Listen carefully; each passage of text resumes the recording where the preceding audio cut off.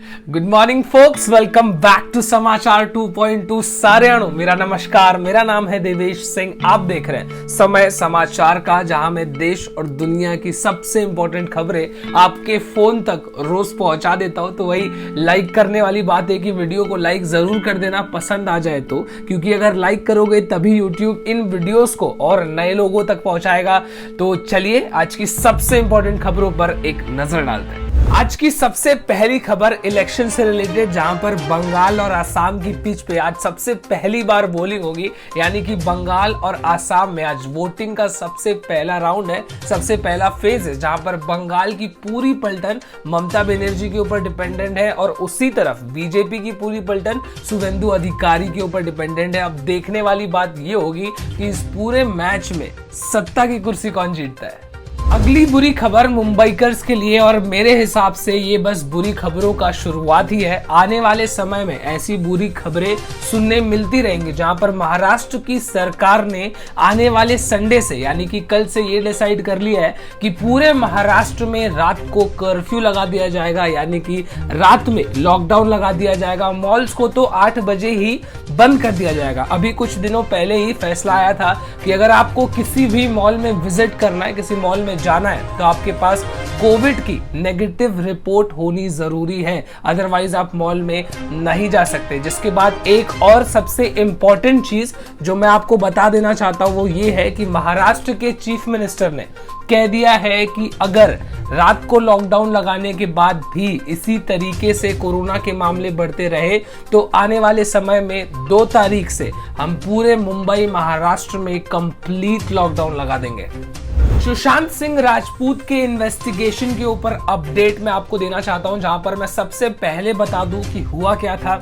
तो रिया चक्रवर्ती ने सुशांत सिंह राजपूत की बहन प्रियंका सिंह के ऊपर गलत दवाइयों का प्रिस्क्रिप्शन देने के लिए केस रजिस्टर किया था। तो वहीं प्रियंका सिंह ने सुप्रीम कोर्ट में पिटीशन दाखिल की कि जो कंप्लेंट रिया चक्रवर्ती ने की है वो कंप्लेंट बिल्कुल भी गलत है और उस कंप्लेंट को वापस ले लिया जाए। जिसके ऊपर सुप्रीम कोर्ट ने भी जवाब दे दिया कि उस कंप्लेंट को वापस नहीं ले सकते, क्योंकि ये एलिगेशंस दूसरी तरफ से काफी ज्यादा स्ट्रॉन्ग है और अभी सुशांत सिंह राजपूत की इन्वेस्टिगेशन प्रोसेस में है।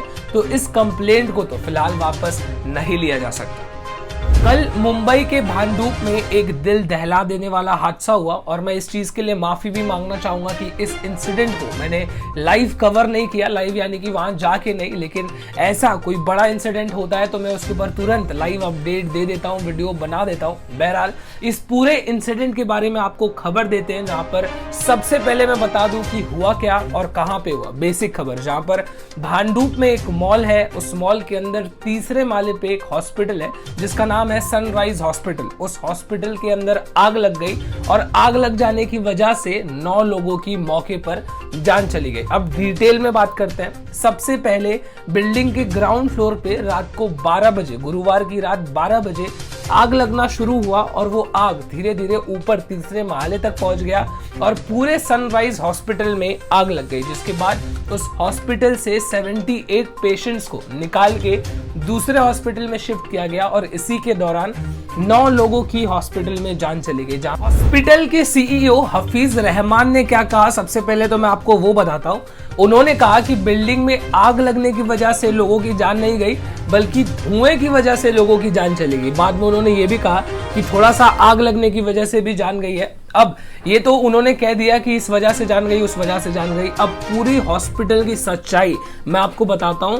पहली बात तो हॉस्पिटल मॉल में बना है और ये बहुत ज्यादा कॉमन बात नहीं है कि मॉल के अंदर हॉस्पिटल बन जाए। मॉल के अंदर हॉस्पिटल नहीं बनता। ये मॉल का कंस्ट्रक्शन 2009 में किया गया था। 2009 में कंस्ट्रक्शन करने के बाद इसके अंदर हॉस्पिटल बनाया गया।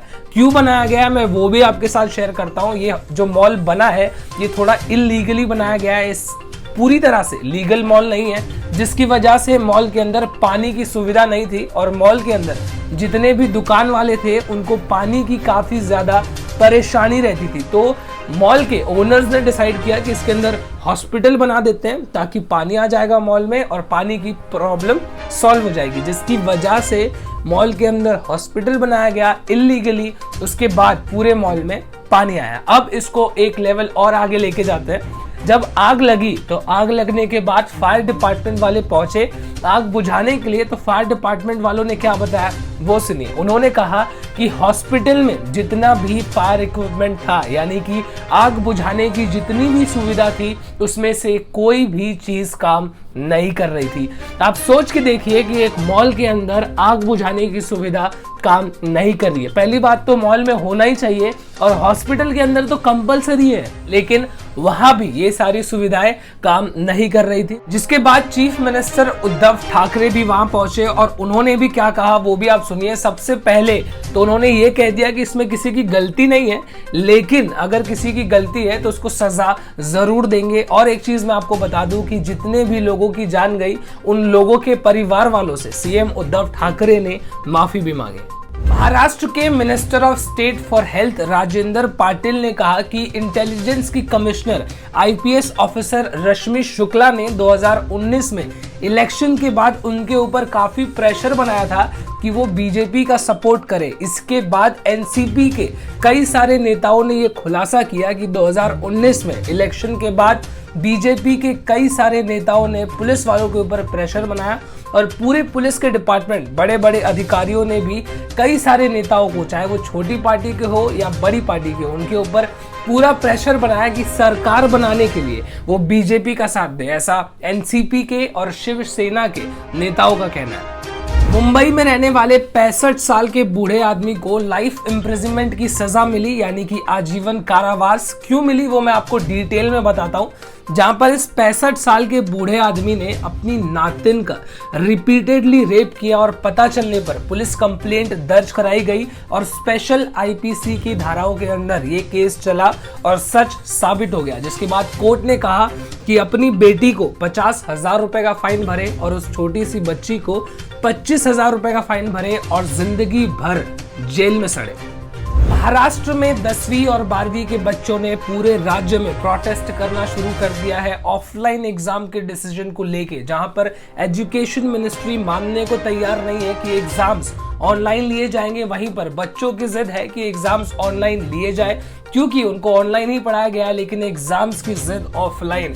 आप सोच के देखिए, अभी कुछ दिनों पहले ही मिनिस्ट्री ने ये अनाउंस किया कि ऑनलाइन एग्जाम्स लिए जाएंगे 15वीं के बच्चों के, यानी कि ग्रेजुएशन कर रहे हैं बच्चों के एग्जाम्स ऑनलाइन लिए जाएंगे।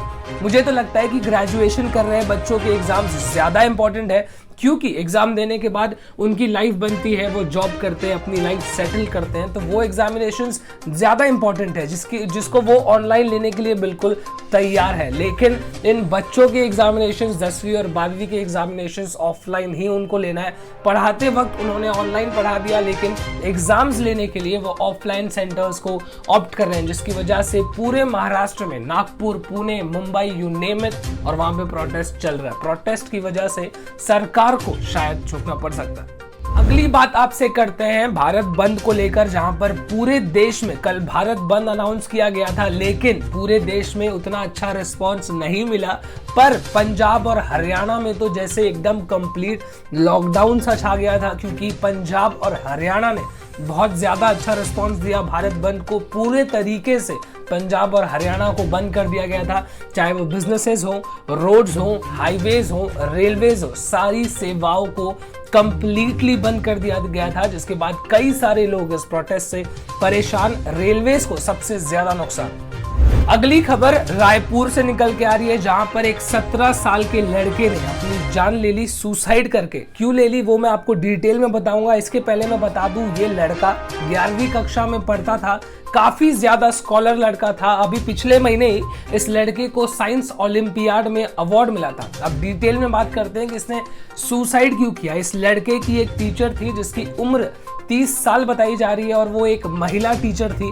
वो टीचर इस लड़के को काफी ज्यादा हरास करती थी और सेक्सुअल फेवर्स भी मांगती थी। सेक्सुअली भी उस लड़के को काफी ज्यादा हरास किया जाता था उस टीचर के द्वारा। जिसके बाद वो लड़का काफी ज्यादा मेंटली परेशान हो गया और फाइनली उस लड़के ने कल अपनी जान ले ली। जिसके बाद उसने अपने कमरे में दीवार के ऊपर खून से कोडिंग लैंग्वेज में सुसाइड नोट लिखा है, अपने लैपटॉप पे भी कोड करके सुसाइड नोट लिखा है। पुलिस ने उस 30 साल की महिला टीचर को अरेस्ट कर लिया है और आईपीसी सेक्शन 12 और 13 के अंदर प्रोवोकेशन टू सुसाइड के अंदर केस चल रहा है और उसको रजिस्टर कर लिया गया है। कल हमारे मेहमानों ने हमको हमारे देश में हरा दिया और इस सीरीज को 1-1 पर लाके खड़ा कर दिया, जिसके बाद काफी अच्छी पारी इंग्लैंड के बल्लेबाजों ने खेली।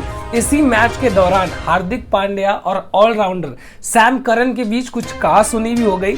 हार्दिक पांड्या बैटिंग कर रहे थे और सैम करन बॉलिंग करते हुए उनको स्लेजिंग उन्होंने की और कुछ उन्होंने उल्टा उनसे कहा, जिसके बाद हार्दिक पांड्या तुरंत पीछे से आए और उनके पास गए। उसी के बीच अंपायर ने दोनों को साइड में कर दिया। इस वीडियो पे एक नजर डालिए। पिछले ओवर की आखिरी गेंद, सैम करन ने कुछ कहा, फिर शायद हार्दिक को सुनाई नहीं दिया कि क्या कहा सैम करन ने, तो भाग के गए। अंपायर्स को आना पड़ा बीच में।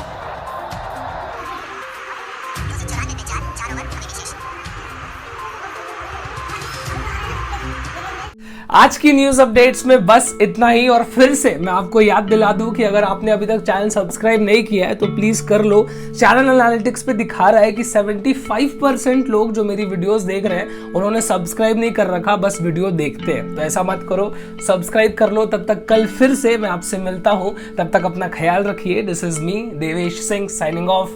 जय हिंद।